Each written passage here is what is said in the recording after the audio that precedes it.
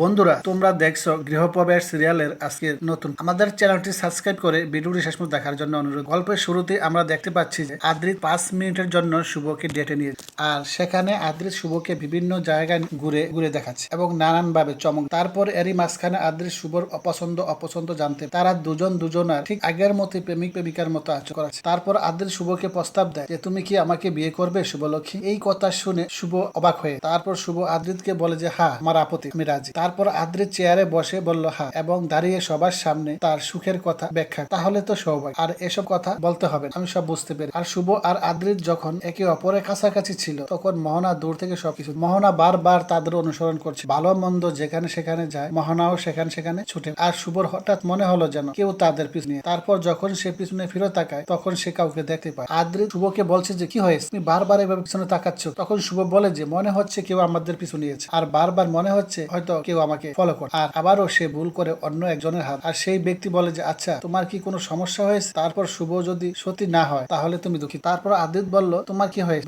আমি জানি না কেন তুমি এরকম করো, কিন্তু আমার বারবার মনে হচ্ছে কেউ আমাদের পিছু নিয়ে। এদিকে আদ্রিত শুভর সাথে কথা বল, কিন্তু শুভ এই বিষয়ে তার মন পরিবর্তন করে। আর আদ্রিত মনে মনে ভাবছে যে আমি তোমাকে শান্ত করার জন্য অনেক চেষ্টা করি, আর তুমি অন্য কিছু ভাবছো, এটা ঠিক। তারপর তারা বাড়ি ফিরে গেল। শুভ বাড়ি ফিরে এসে একই কথা ভাবতে শুরু, কারণ শুভর গাড়িতে মোহনাকে দেখছিল। এদিকে মোহনাও আদ্রিতের বাড়ির সামনে দাঁড়িয়ে আছে। মোহনা মনে মনে বলছিল যে যদি একবার আয়ানের সাথে দেখা করতে পারতাম আমার এই কষ্টটা সার্থক হয়। শুধু তার দিকে তাকিয়ে কিছু কথা বললে আমার মনটা শান্ত হয়ে। আর তুমি কি সবকিছু ভুলে গেছো আয়ান? আজ তোমার শুভলক্ষ্মীকে পেয়ে তুমি আমাকে ভুলে গেছো, একই সাথে গড়ে থাক। আর তুমি কি সেই দিনগুলির কথা, আমাদের দিনগুলির ভুলে গেছো? এদিকে আকাশ মোহনার জন্য চিন্তিত। সে ফোন করে বলল এত দেরি হয়ে গেল, তুমি কোথায় আছো? তারপর মোহনা বলল যে আরে ভাইয়া, এত চিন্তা করো, তুমি একটু বেশি ভাবছো। আমি আমার এক বন্ধুর বাড়িতে, আর আমি রেস্তোরাঁয় চিন্তা করার কিছু। তারপর আকাশ বলে যে যত দূর জানি তুমি নিউ ইয়র্কে তোমার কোনো বন্ধু। সে আবার মিথ্যে তোমাকে বলতে হচ্ছে। তারপর আকাশের মা বলল তুমি শুভকে ফোন করে দেখো না, সে কোথায় আছে, শুভ জানে কি। আমি মোহনাকে নিয়ে খুবই চিন্তা। তারপর আকাশ শুভকে ফোন করে জিজ্ঞেস করে যে মোহনা কি তোমার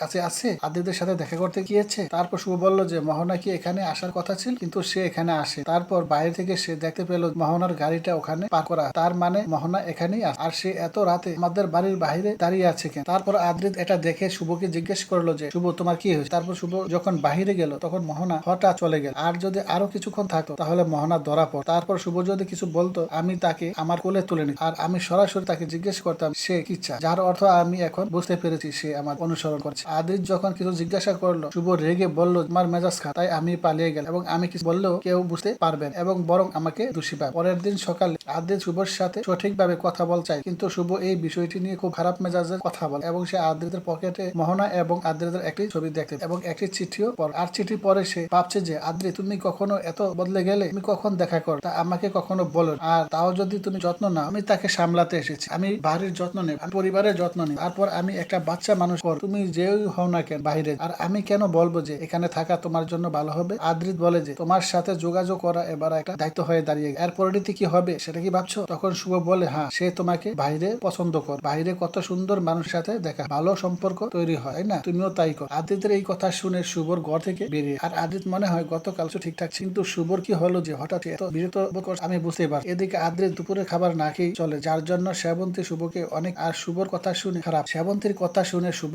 মনে মনে ভাবতে লাগলো যতই চেষ্টা করি না কেন আমি ওই ঘরে বাইরের মতোই রয়ে গেছি। আমি আজ তোমার কথা দিয়ে তোমাকে এটা বুঝিয়েছ মা, কিন্তু আমরা কেউই বুঝতে পারছো না যে তুমি শুধুই তোমার ছেলের কষ্ট দেখতে পাচ্ছ, আর কেউ দেখতে পাবে না আমি ধীরে ধীরে মারা যাচ্ছি, আর আমি কাউকে কিছু বলতেও পারছি। আমি যদি এটা বলি যে তাহলে সবাই আমাকে ভুল, কিন্তু না, এটা হতে দেওয়া যাবে। যে কোনো মূল্যে মোহনাকে বন্ধ করতে হবে, যত তাড়াতাড়ি সম্ভব কিছু একটা করতে হবে। বন্ধুরা, আমাদের এই ভিডিওটি যদি তোমাদের ভালো লেগে থাকে, যদি ইউটিউব থেকে দেখে থাকো চ্যানেল সাবস্ক্রাইব করো, আর যদি ফেসবুক থেকে দেখে থাকো পেজটি ফলো দিয়ে লাইক শেয়ার কমেন্ট করে অন্যকে দেখার সুযোগ করে। ধন্যবাদ।